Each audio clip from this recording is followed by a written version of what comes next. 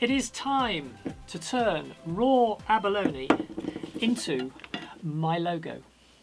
And there's two things here. First of all, can we get a piece of abalone that's large enough and flat enough out of a curved shell in order to do this? And secondly, can we cut something very intricate and thin out without breaking it? I guess there's only one way to find out.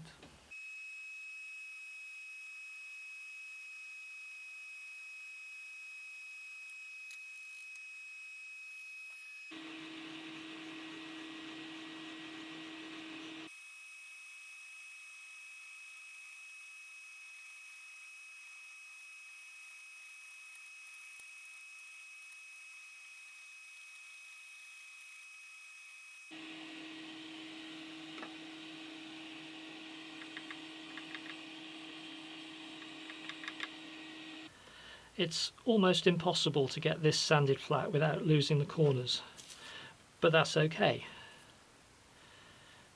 By cutting the corners off before we sand it flat, we might be able to get a few extra pieces out of this and still end up with some usable flat bits.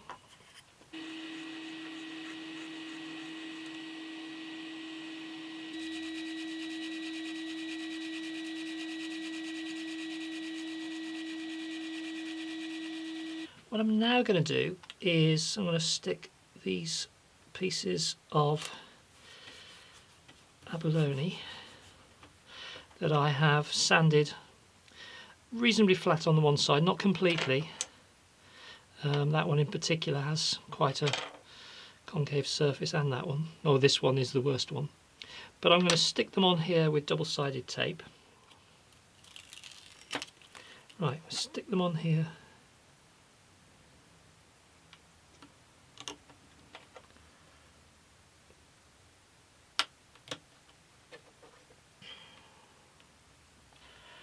Masking tape on a piece of MDF, masking tape on the back of the steel. Apply a little bit of super glue.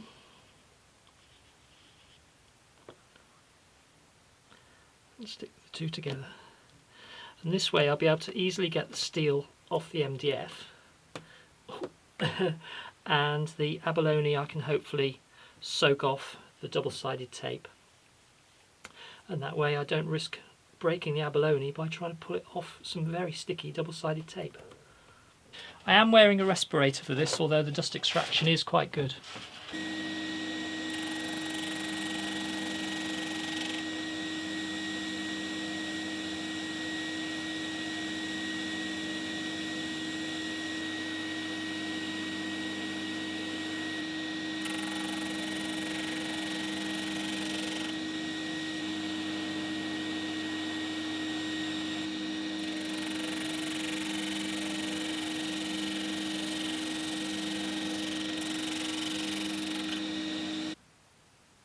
Removing the shell pieces from the double-sided tape didn't prove to be a problem because the heat of the drum sander loosened the glue anyway, so it was really simple.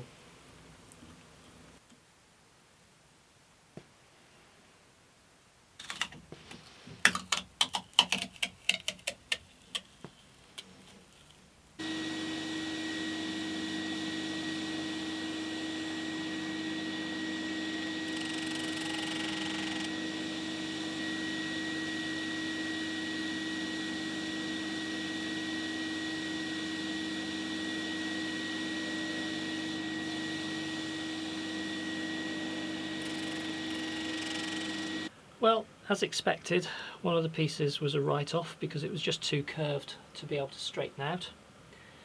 But I've got two usable pieces here.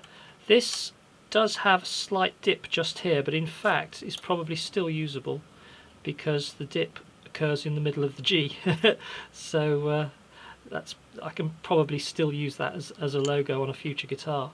This one's better. There are some slight imperfections on the edge, but I think I'll end up cutting around them so that's good. But I think this illustrates the problems of trying to find large bits of flat shell on something so curved. It's really better to work with separate pieces. I think in future I'd be better to perhaps cut the logo in half here and butt join two separate pieces of shell rather than trying to get the whole thing out of one piece of shell. In fact, this will probably break just there. The chances of me getting this cut out in one piece I think are slim, but I'll give it a go. So let's get this cut out. First we'll stick some masking tape over the piece, and then we'll stick the logo on top of that. I'm just going to trim the edges so we'll see what I'm doing.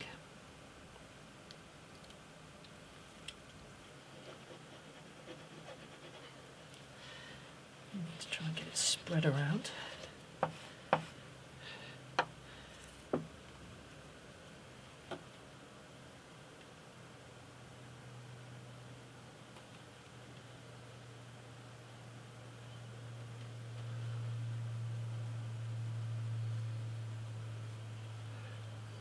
Hopefully that is stuck uniformly, if it's stuck at all.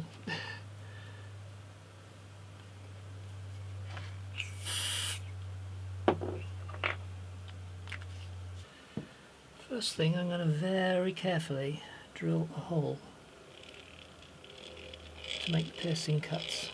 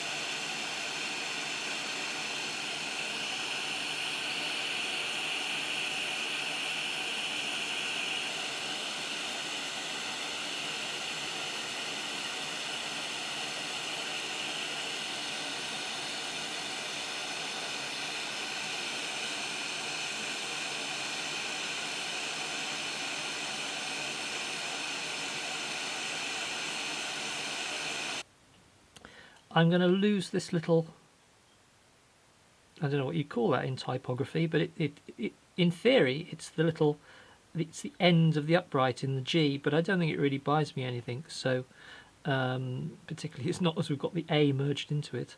So I'm just going to get rid of that, as it just makes life harder for inlay.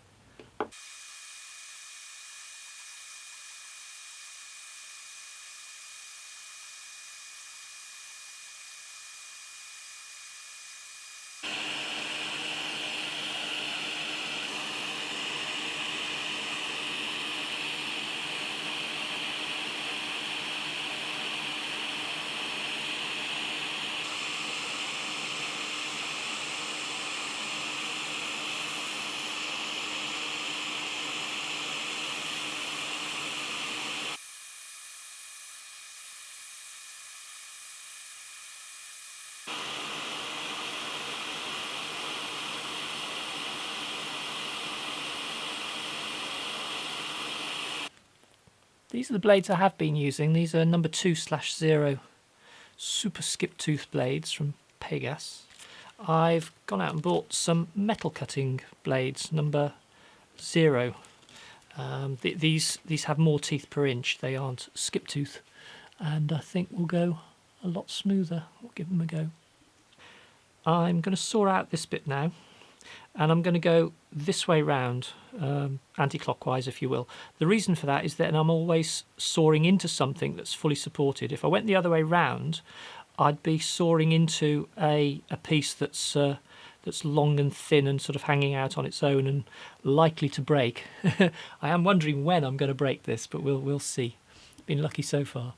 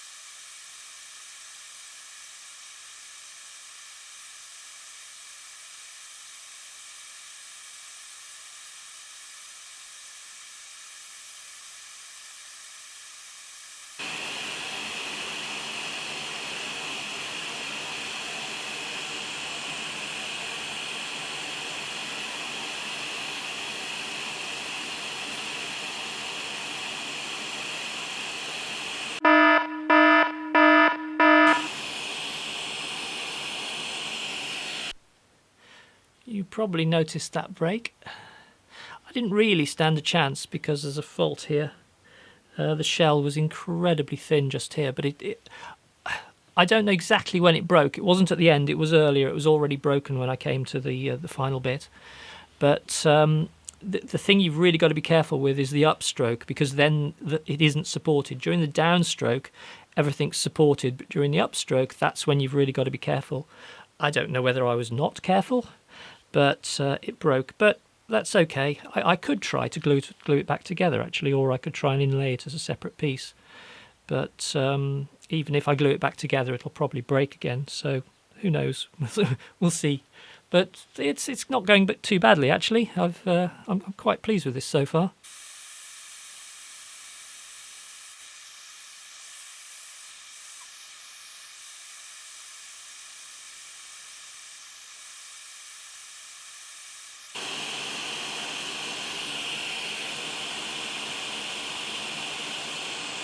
I've got to cut down here now, and unfortunately there's another weak area, so I'm just going to try to reinforce it with super glue.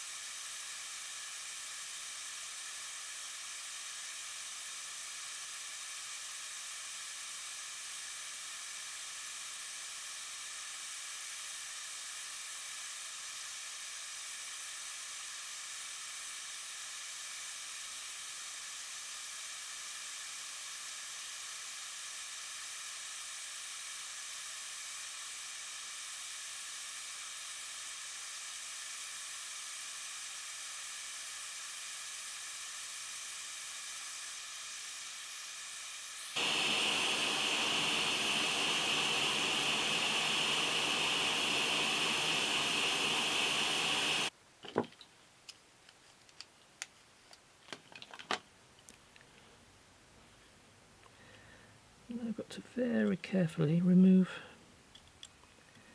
the paper.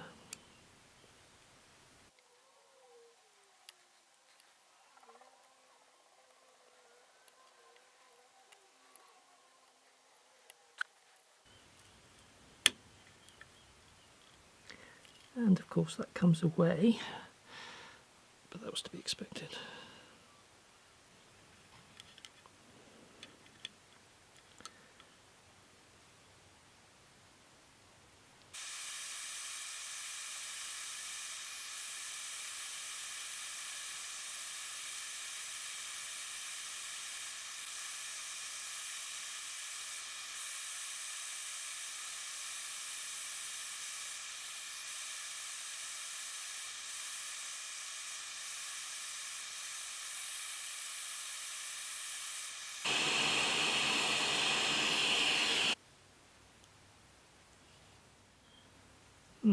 That wasn't good.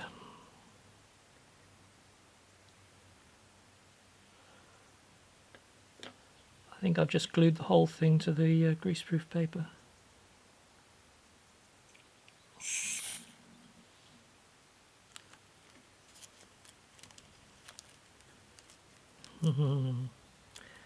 This could be a challenge.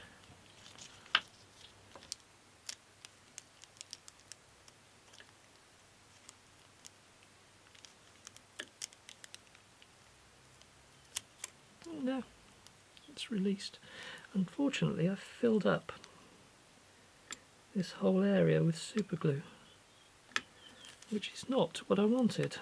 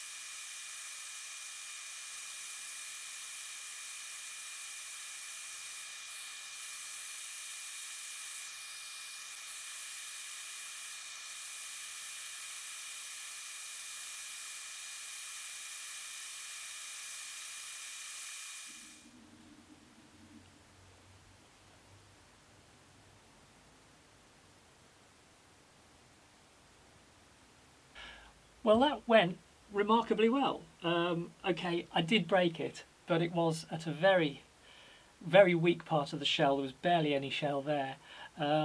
It's not the most perfect piece of shell ever, I think my logo needs to be a little bit smaller. Well, judge for yourself. Yeah, I think if I was to make the logo smaller, it would possibly it would be a bit trickier to cut out, but it would be easier to get a nice flat piece of abalone the right size. I guess the next thing to do is to inlay it into the headstock, but I never make promises about what the next video will be. I don't know. We'll see. So make sure you're subscribed. Ring that that bell or whatever. Make sure you don't miss the video. Comment, like, share, do all those things. And we'll see you in the next video. Bye.